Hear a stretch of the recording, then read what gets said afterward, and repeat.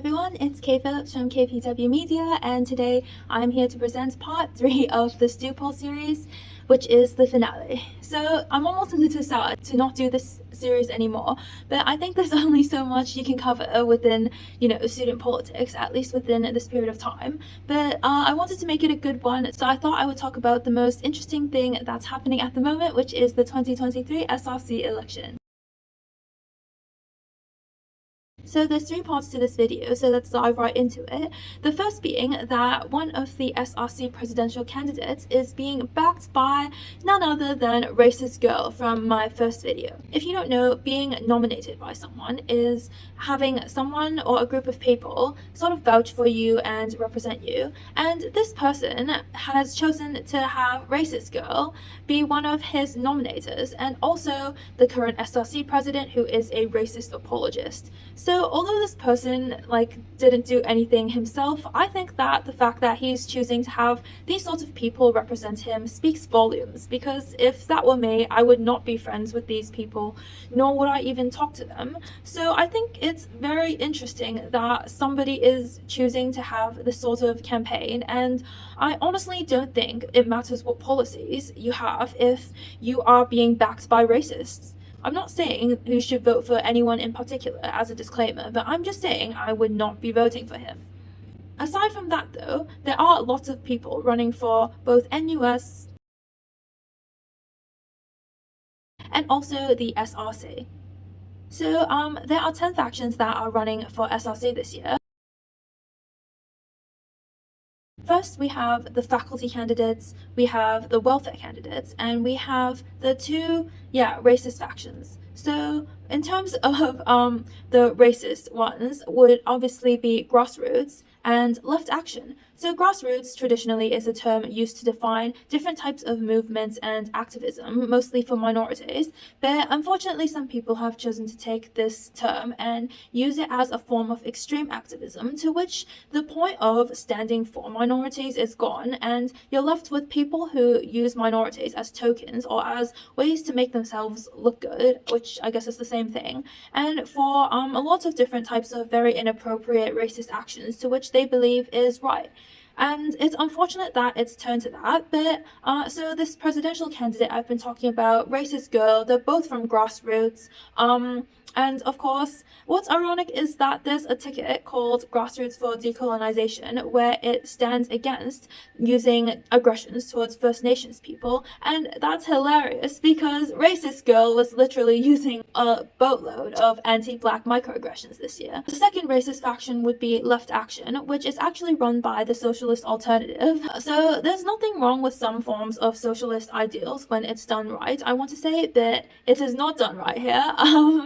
And the Socialist Alternative, first of all, is against Food Hub, which is a food bank at uni for students that are in need, and they wanted to use the money, instead of buying food for students, to use it for more protests, which again defeats the entire purpose. They are against The Voice, which I've mentioned what it is in my first video, and they also are traditionally very disruptive, where one of their movements was the Malcolm Turnbull protest, where an ex-Prime Minister, Malcolm Turnbull, came as a guest speaker for SOLS, the Sydney University Law Society, last year, and the Socialists didn't like that and decided to protest.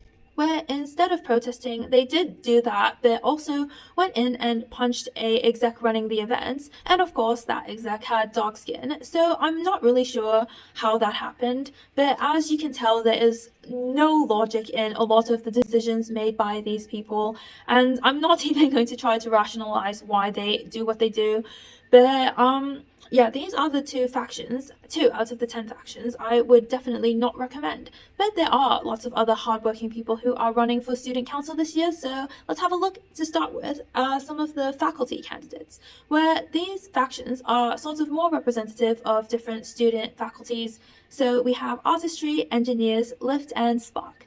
So artistry is exactly as it sounds like in the name, where they are based off of the arts, and I think the candidates are doing music degrees. They're sort of running for more fine arts and culture, from what I can say, and equity through affordability.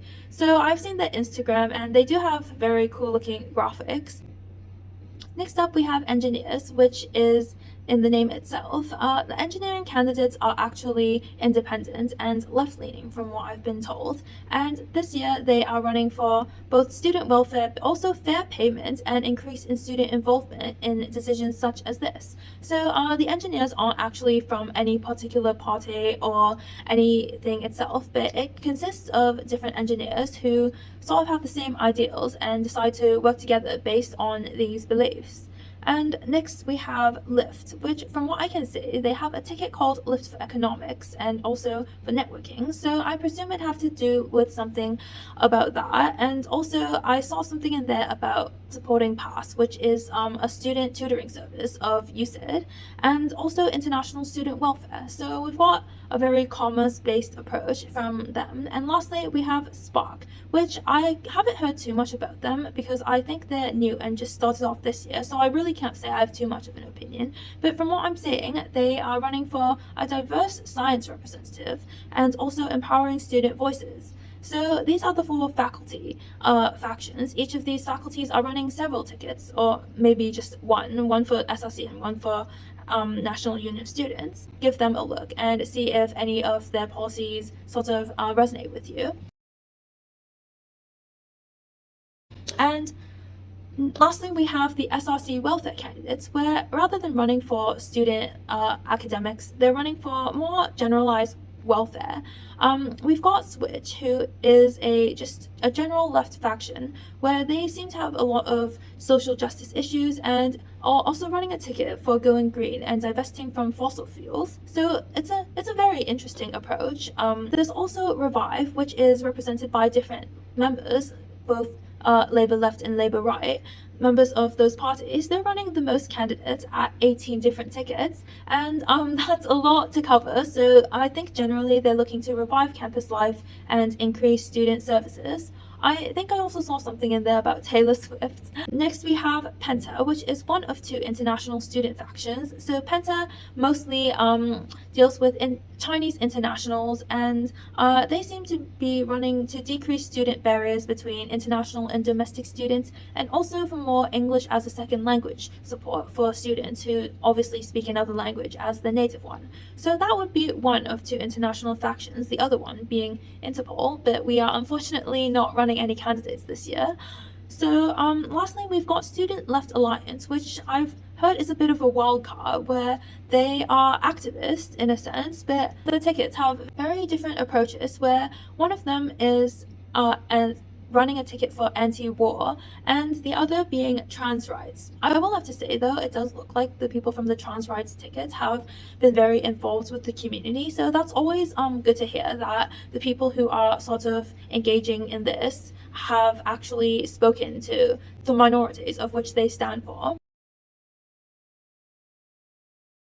I personally will say that besides the first two, that all 8 of these other factions do seem to be very hardworking, and I've seen a lot of them campaigning on Eastern Avenue, so it's always good to know that the people who are running for these sorts of things, at least some of them, are trying to engage with the community and trying to have a grasp of what students want and talk to the people themselves. And there are also 2 joke candidates as well. So joke candidates technically aren't running on serious platforms and are sort of running as a joke, or because, you know, they are just so sick of student politics. We've got one ticket running for vapors' rights, for accessible vapes to open a TSG on campus, and overall the policy is to get lit.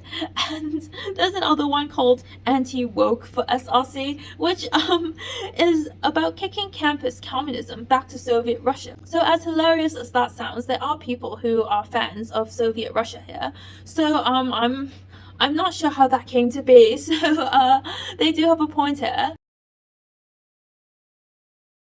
I think that covers all the different types of candidates and the factions that you'll see in this year's SSC election. This is also covered in the Honey election edition if you want to have a specific look at any one I've mentioned. And as much as I like to sort of criticize some of the actions of the Honey editors, there are some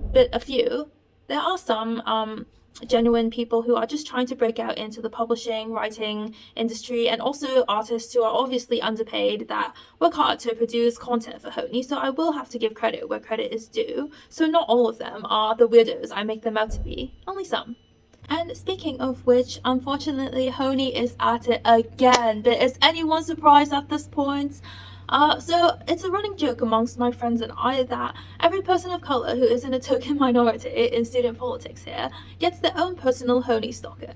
So using my first USU run as an example, I noticed a trend where my campaign manager Michael and I would be listed as conservative or right-aligned despite me never having worked with the conservatives at that point.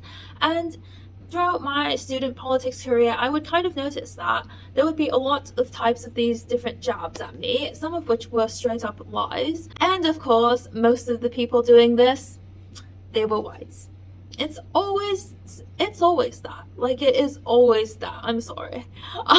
More recently, I noticed they were doing the same thing with somebody on the lift tickets. And this somebody was a person of color, of course, where they just straight up wrote a really random article about him where they had no proof of what they were accusing him of, where they even stated they have no proof nor any further information and that they were only guessing at the actions of this person.